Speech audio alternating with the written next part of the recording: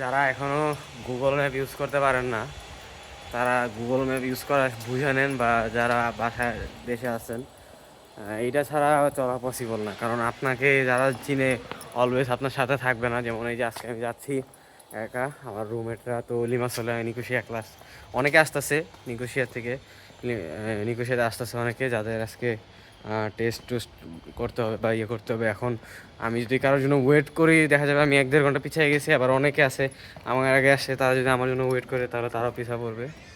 So হ্যাঁ, try করবেন আপনারা যে গুগল ম্যাপ ইউজেসটা বুঝে আসতে, তাহলে জাস্ট বলে দিবে যে ওইখান থেকে ওখানে যাবা, তোমরা গুগল ম্যাপ ইয়ে করবা। আর ইউজেসটা বোঝা লাগবে কেন, নাইমে যদি আমি ডাইরেক্ট লোকেশন দিই, আমাকে একটু ঘুরা পেঁচায় একটা লোকেশন দিবে, যেখানে প্রায় আপনার যদি আপনি একটু শর্টকাট দিয়ে যান, ভিতর ভিতর দিয়ে যান, তাহলে আপনি আরও তাতে যেতে পারবেন। সো নাহলে অনেক হাঁটা লাগবে। যেমন আমাকে ডাইরেক্ট লোকেশন দিচ্ছিল প্রায় 10-12 মিনিট মতো হাঁটা লাগতো, বাট আমি ভিতর ভিতর দিয়ে ঢুকছি, আমার কত বেশিক্ষণ লাগবে না, আমার 7-8 মিনিটের মতো লাগবে।